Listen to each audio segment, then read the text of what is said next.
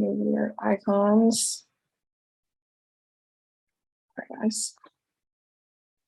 Okay, so I effectively went really in depth on a paper response to this. That was many pages long because I apparently had a lot of external processing to do and things to say about COVID-19. And ultimately, I wanted to have a greater understanding and application of psychodynamic theory as it applies to citizen response, as well as the impact to functioning in the COVID pandemic. So applying defense mechanisms, primitive and mature, as well as how insecure attachment is reactivated at this time on both client and more global country level scales may ultimately prove really helpful for us to understand how we can navigate this time and the years to come. Yep, okay. So a lot of us are asking each other, like, when will we return to normal? Essentially, we're assessing and I like observing that the foundations of our very own culture, our ways of being in the world have been fundamentally shifted. Responses to illness and death, seeing public health measures, social distancing, mandates and vaccination, increased wealth stratification, the flattening of work and play onto digital, like more intangible forms. Ultimately, we're all experiencing this global trauma in one way or another. So it's really important, before I even get more in depth into this, that, be aware of what comes up for you as we go through this topic. I mean, even me just writing this, processing this was a real dearth of an experience. But if we consider all this content as grist for the mill, with that like anti-fragility concept of everything serves for new growth and learning, and everything, even our maybe more activating experiences and emotions, are helpful and fruitful for understanding. In the same way we're looking at COVID-19 in our lived experience here, we can also apply that to the therapy session and this presentation. So getting into defense mechanisms. So it should be noted that defense mechanisms can, whatever the level, neurotic, mature, immature, can either prove protective or risk, increasing. So we might either employ defense mechanisms that direct us more towards pathological development of a disorder. So in this case, post-traumatic stress would be a really big one we may see down the line.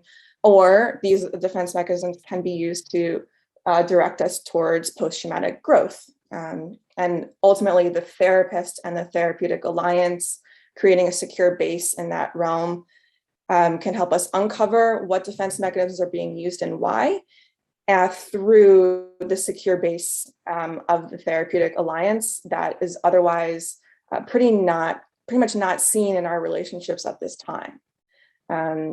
So emotional trauma could be the horror of witnessing natural disaster, like the threat of an inescapable viral attack. We may see, it's not just the people who are being exposed directly to the virus that are being affected by, physical trauma here, but also anyone who is being indirectly exposed, as well as anyone witnessing social media, warlike language being deployed to disseminate this information about what's going on. Essentially, everyone is experiencing in one form or another, if not like global high intensity activation, then other forms of, chronic ongoing acute anxiety and destabilization. With some primitive defense mechanisms we might see now, denial of present reality. So some people may, have cognitive dissonance in, I'm still going to go out even though, and break, quarantine measures, or I'm forgetting to wear my mask, even unconsciously, if, that person may be very into mask mandates or understanding public safety measures, but then forget when going to the grocery store.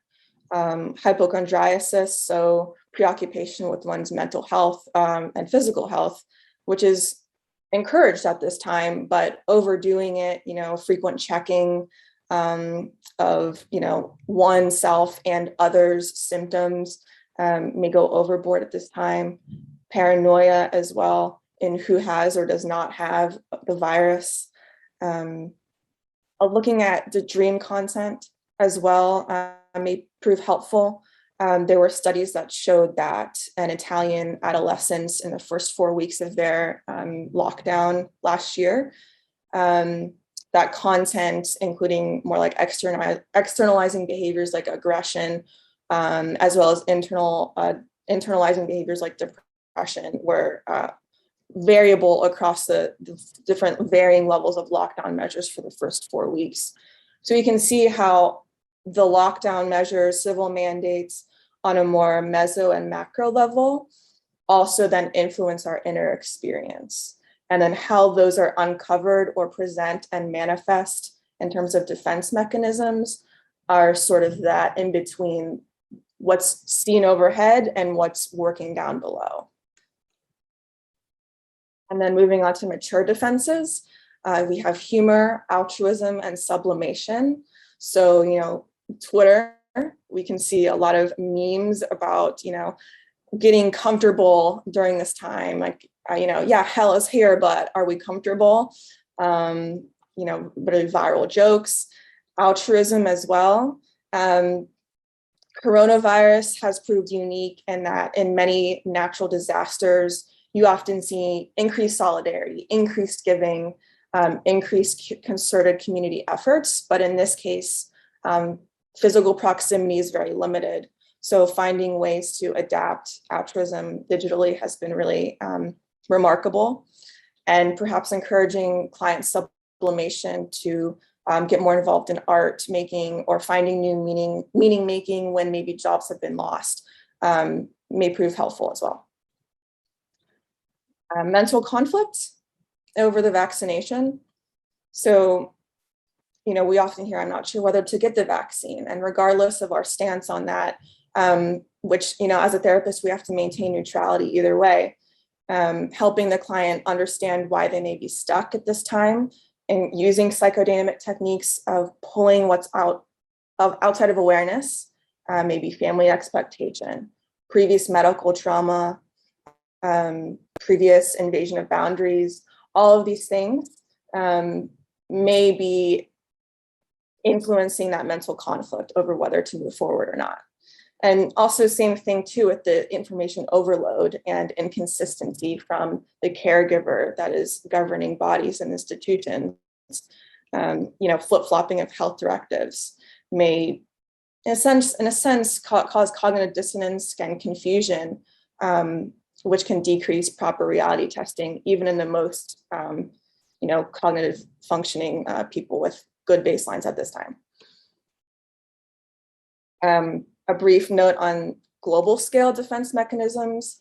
We may see cultures and nations with more encouragement of individualism over collectivism veered towards hyper-independence, because in times of crisis, we often have more extreme defense mechanisms called for. So in terms of, we see Chinese lockdowns where the collective is emphasized. A lot of people were more compliant, shall we say, versus in the United States, we see a fractionating of those efforts, which at some times can prove helpful and other times may actually work against both their own safety and the collective. Depends on how we look at it. And same thing with the fall of the West. As we search and scramble for a new paternal figure, we also may encounter and want to seek for someone who has the truth. So whether someone believes a scientist or a doctor, or whether someone believes someone who proves more trustworthy, like a friend or a fellow mom. Essentially, we can get into how we search for authority in others and a savior, potentially a father figure. Here we're looking for someone to securely attach to, and this is seen, globally and culturally too.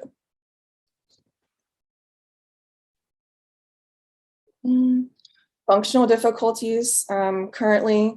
So the same clients whose problems may stem from difficulties in the 5 domains of functioning are, one, historically likely to benefit from psychodynamic therapy, And two, those are the same clients who will most likely be affected by pandemic upheaval, given the social nature of this pandemic. So that's just a really important note for therapists and the demand of therapists that we'll be talking about in a little bit. And we can also relate functional difficulties to public health response. So increasing domains of function in both the individual clients will allow for ripple effects in terms of unity, empathy, resilience, and persistence, which ultimately can create bridging the gaps in community response and hopefully trickle up into more statewide coordination and community and country and international coordination as well. So yes, like I mentioned earlier, that during times of crisis, we may see more altruism, in the effect of solidarity, but social distancing now requires those functioning more at a good, stable baseline to employ even more creative problem solving. So there's almost this increased burden on those who are at a stable cognitive function to increase that solidarity without the typical creative non-limits. So increased limitations. Another note would be like stimulus checks and family leaders holding Zoom reunions are all examples of functioning and giving during global trauma. And then lastly, there's a few notes on therapist awareness as well as our importance. So in the same way that we have to be aware of these themes in every session with every client, I'll apply that to COVID-19 support. So discerning between unconscious activation versus what's an appropriate response to the present moment, the present crisis, will help model reality testing. So as we are able to discern those between those two, we can also help the clients do so as well. Also noting when it's time to support versus uncover. Usually in times of crisis and acute trauma, we lean towards support rather than uncovering. But uncovering why someone may be stuck in a mental conflict over the vaccine, for instance, may actually prove helpful.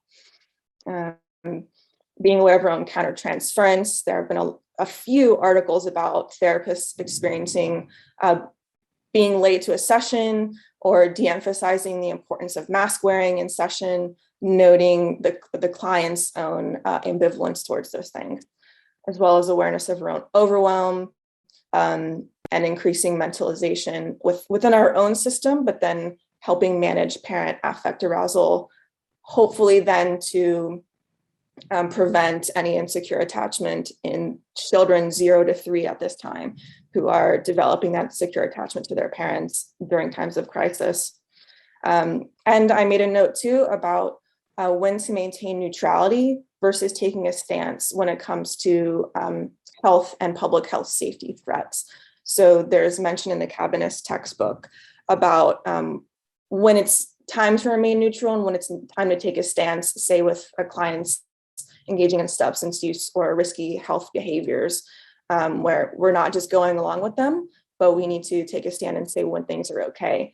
And, while everything is so up in the air, it may be hard to do this and it might not be ethical, but I foresee in the future that ethical decisions in the counseling field will be happening in the coming months and years over when is it the therapist's time to enforce mandates, either in the session room or outside, just depending on, are we protecting public and self-safety or not? And then lastly, the future demand for therapists. We all know in general, and not just a viral pandemic will be happening and is happening, but also a subsequent mental health pandemic, which we may only see the severity of it coming within the coming years. Also noting in-depth understanding of social media addiction, how telehealth, gaining fluency in telehealth, as well as digitized lived experience. I could expect, consultation with AI companies on mental health chatbots, which are already in development. And understanding somatic work for new access points to trauma without the need for client understanding what exactly is going on, intellectually. the psychotherapy can also be seen as direct immune mediation, in helping mental health and wellness and uncovering areas of stuckness and defense. We can see increased immune response, which directly proves helpful during COVID. And lastly, the therapists that are excellent at creating safe containers will prove excellent at taking the lead in creating new sanctuaries, as well as locating places of power and safety in the coming years of the pandemic.